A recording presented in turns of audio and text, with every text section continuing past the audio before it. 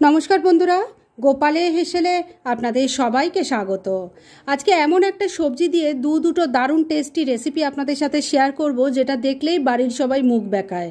কিন্তু যেভাবে আমি তৈরি করব ঠিক সেইভাবে যদি তৈরি করে তাদের খেতে দেন, তারাও কিন্তু চেটে পুটে প্লেট পরিষ্কার করে দেবে।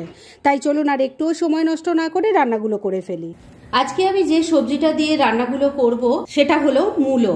এই মূলোটা দেখলে কিন্তু বেশিরভাগ বাড়ির লোকই মুখ বেঁকিয়ে ফেলে, তবে আজকে যেভাবে আমি রান্নাগুলো করব খেতে কিন্তু অসাধারণ হবে। তাই একটু ধৈর্য ধরে রেসিপিগুলো দেখুন।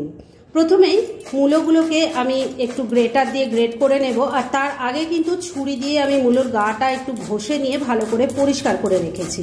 এবার দুটো মূলোই গ্রেট করে নেব। দুটো মূলোই ভালো করে গ্রেট করে নিয়েছি। এবার তাহলে চলুন রান্নাটা শুরু করে দিই।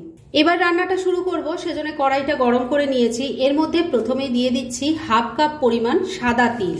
এই সাদা তিল কিন্তু বন্ধুরা শরীরের জন্য খুব উপকারী। এটা যেমন আমাদের হার্টের হেলথ খুব ভালো রাখতে সাহায্য করে, মানে কোলেস্টেরলটা কন্ট্রোলে রাখতে সাহায্য করে, হজম শক্তি বাড়ায়, হাড়গোড় ভালো রাখতে সাহায্য করে। এছাড়া আরো অনেক উপকারী কিন্তু এই সাদা তিল, দামও খুব কম। তাই এটাকে রান্নায় ইউজ করুন, খেতেও ভালো হবে, শরীরের জন্যও ভালো। এটাকে প্রথমেই ফ্লেমটা একদম কমে রেখে ড্রাই রোস্ট করে নিচ্ছি। মিনিট দুয়েক সময় নিয়ে সাদা তিলটাকে ড্রাই রোস্ট করে নিয়েছি। আমি কিন্তু গ্যাসটা বন্ধ করে দিয়েছি, কেননা দেখতেই পাচ্ছেন এর কালারটা চেঞ্জ হয়ে গেছে, মানে এটা কিন্তু ভালো মতো ড্রাই রোস্ট হয়ে গেছে। এবার এটাকে নামিয়ে প্রথমে ঠান্ডা করে নিচ্ছি। সাদা তিলটা ড্রাই রোস্ট করে নামিয়ে রেখে দিয়েছি ঠান্ডা হওয়ার জন্য। এবার মূল রান্নাটা শুরু করছি, সেজন্য কড়াই সর্ষের তেল দিয়ে গরম করে নিয়েছি। এবার এই তেলের মধ্যে দিয়ে দিচ্ছি অল্প একটু মেথি দানা, দিয়ে দিচ্ছি একটা তেজপাতা, একটা শুকনো লঙ্কা। এবার ফোড়নটাকে একটু ভাজা ভাজা করে নিচ্ছি। ফোড়নটা একটু ভাজা ভাজা হয়ে গেছে। এবার এর মধ্যে গ্রেট করা মূলোটা দিয়ে দিচ্ছি। এর মধ্যে স্বাদ মতো নুনটা দিয়ে দিলাম। নুনটা আগেই দিচ্ছি, কেননা তাহলে মূলোটা থেকে জলটা তাড়াতাড়ি বেরিয়ে সবজিটা সফট হয়ে যাবে। অল্প হলুদের গুঁড়োও দিয়ে দিলাম। এই রান্নাতে কিন্তু আপনারা চাইলে হলুদের গুঁড়োটা স্কিপও করতে পারেন, তবে অভ্যাসবশত আমি অল্প একটু হলুদের গুঁড়ো দিলাম।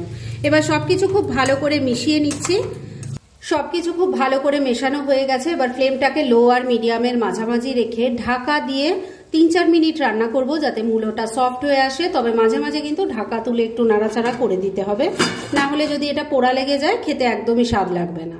কড়াইয়ে মূলোটা সেদ্ধ হচ্ছে, আর এই সময়ের মধ্যে আমি এই রান্নার মশলাটা বানিয়ে নিচ্ছি। সেজন্য মিক্সির জারটা নিয়ে নিয়েছি, আর ড্রাই রোস্ট করা সাদা তিলটাও ঠান্ডা হয়ে গেছে, মিক্সির জারে দিয়ে দিলাম।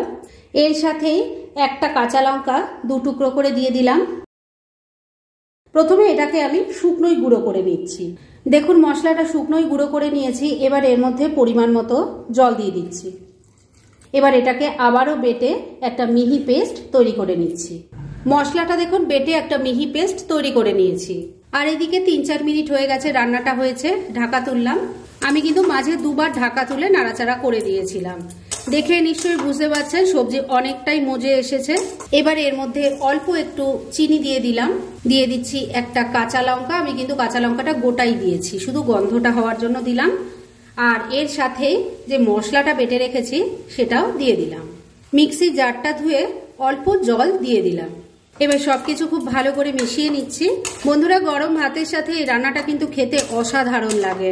আর যারা মূলো খাওয়া পছন্দ করে না, তাদেরকেও যদি এভাবে তৈরি করে দেন, বুঝতেই পারবে না তো কি খাচ্ছে। প্লেট চেটে পুটে পরিষ্কার করে দেবে। একবার ট্রাই করে দেখুন। সবকিছু খুব ভালো করে মিশিয়ে নিলাম। এবার ফ্লেমটাকে ওই লো আর মিডিয়ামের মাঝামাঝি রেখে ঢাকা দিয়ে আবারও 2-3 মিনিট রান্না করে নিচ্ছি।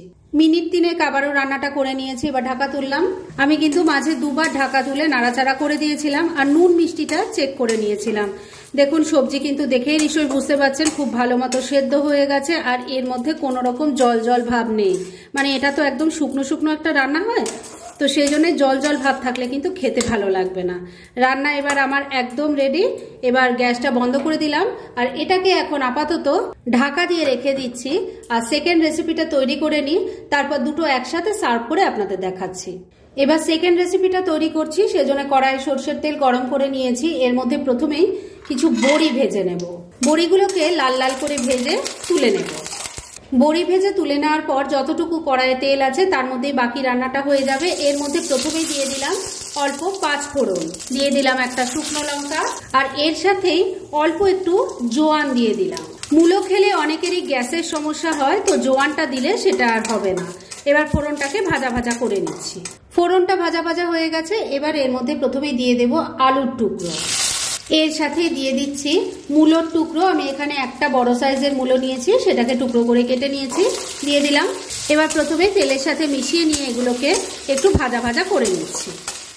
মিনিট দুয়েক সময় নিয়ে আলু আর মূলোটাকে একটু হালকা ভাজা ভাজা করে নিয়েছি। এবার এর মধ্যে দিয়ে দিলাম হলুদের গুঁড়ো, দিয়ে দিচ্ছি স্বাদ মতো নুন, ভালো করে মিশিয়ে নিচ্ছি। নুন হলুদটা ভালো করে মিশিয়ে নিয়েছি। এবার সবজিটা যাতে হালকা সফট হয়ে যায় সেজন্য ফ্লেমটাকে লো আর মিডিয়ামের মাঝামাঝি রেখে ঢাকা দিয়ে 2-3 মিনিট রান্না করে নিচ্ছি। এবার যতক্ষণে কড়াই সবজিটা নরম হচ্ছে ততক্ষণে আমি রান্নার মশলাটা বানিয়ে নিচ্ছি। কি কি নিয়েছি সেটা আগে বলে দিই। এখানে আছে 2 চামচ গোটা জিরে, 4-5 টুকরো ছোট ছোট আদা আছে, 2টো কাঁচা লঙ্কা রেখেছি, ঝালটা অবশ্যই নিজেদের টেস্ট অনুযায়ী দেবেন। আর 2 চামচ এখানে কালো সর্ষে আছে। 2 চামচ কালো সর্ষের জায়গায় কিন্তু আপনারা 1 চামচ কালো সর্ষে, 1 চামচ হলুদ সর্ষে দিয়েও রান্নাটা করতে পারেন। এবার এই সবকিছু আমি প্রথমে একসাথেই শুকনো গুঁড়ো করে নেব আর তারপর পরিমাণ মতো জল দিয়ে বেটে একটা মিহি পেস্ট তৈরি করে নিচ্ছি। মিনিট 3 রান্নাটা হয়ে গেছে। এবার ঢাকা তুললাম। সবজিটা দেখুন সুন্দর ভাজা ভাজা হয়ে গেছে। এবার এর মধ্যে একটা টমেটোকে 4 টুকরো করে কেটে দিয়ে দিলাম আর এর সাথে দিয়ে দেব মূলো শাক। শাকটা দেওয়ার পরে কিন্তু নাড়াচাড়া করতে যাবেন না, তাহলে কিন্তু অনেক সময় তেতো হয়ে যায়। তাই শাকটা দেওয়ার পরে পরে ঢাকা দিয়ে 2-3 মিনিট আবারও রান্না করে নিচ্ছি। মিনিট 3 আবারও রান্নাটা করে নিয়েছি। এবার ঢাকা তুললাম। শাকটাও দেখতে পাচ্ছেন অনেকটা মজে এসেছে। এবার তৈরি করে রাখা মশলার পেস্ট এর মধ্যে দিয়ে দিলাম, বড়িগুলো দিয়ে দিলাম, দিয়ে দিচ্ছি অল্প একটু কাশ্মীরি মির্চ পাউডার। নুন আমি এখন আর দেবো না, কেননা আগেই দিয়েছিলাম। আমি পরে একবার টেস্ট করে দেখবো, যদি দরকার হয় তখন দেব। এখন অল্প একটু চিনি দিয়ে দিলাম। সবকিছু খুব ভালো করে মিশিয়ে নিচ্ছি। বন্ধুরা, আজকে আমি যেভাবে মূলোর 2টো রেসিপি তৈরি করলাম, আপনারা তৈরি করে গরম ভাত দিয়ে খেয়ে দেখুন। আশা করছি আপনাদেরও খুব ভালো লাগবে। সবকিছু খুব ভালো করে মিশিয়ে নিয়েছি। এবার মিক্সির জারটার মধ্যে অল্প জল নিয়ে দিয়ে দিলাম, এটাও মিশিয়ে নিচ্ছি। সবকিছু খুব ভালো করে মেশানো হয়ে গেছে। এবার ফ্লেমটাকে লো আর মিডিয়ামের মাঝামাঝি রেখেই ঢাকা দিয়ে 3-4 মিনিট আবারও রান্নাটা করে নিচ্ছি। মিনিট 3 রান্নাটা হয়ে গেছে। এবার ঢাকা তুললাম। আমি কিন্তু মাঝে 2বার ঢাকা তুলে নাড়াচাড়া করে দিয়েছিলাম আর নুন মিষ্টিটা চেক করে নিয়েছিলাম। আমার কিন্তু আর নুন দিতে হয়নি। রান্না মোটামুটি রেডি হয়ে এসছে। দেখুন জলটা শুকিয়ে গেছে, মানে এটাও কিন্তু একটা মাখামাখাই রান্না, খেতে ভালো লাগে। এবার শুধু শেষ পর্যায়ে এখানে দিতে পারেন কাঁচা সর্ষের তেল, তবে আমি এখানে তেলের পরিবর্তে দিয়ে দিচ্ছি একটু ধনেপাতা কুচি। ভালো করে মিশিয়ে নিচ্ছি। ধনেপাতা কুচিটা ভালো করে মিশিয়ে নিয়েছি। রান্না এবার একদম রেডি। গ্যাসটা বন্ধ করে দিলাম। এবার এটাকে মিনিট 2 জন্য স্ট্যান্ডিং টাইমে ঢাকা রেখে দিচ্ছি আর তারপর 2টো রান্না একসাথে সার্ভ করে আপনাদের দেখাচ্ছি। ফ্রেন্ডস, আমার আজকের মূলো দিয়ে দুটো দুর্দান্ত স্বাদের রেসিপি একদম রেডি হয়ে গেছে এবং আমি সার্ভ করে দিয়েছি।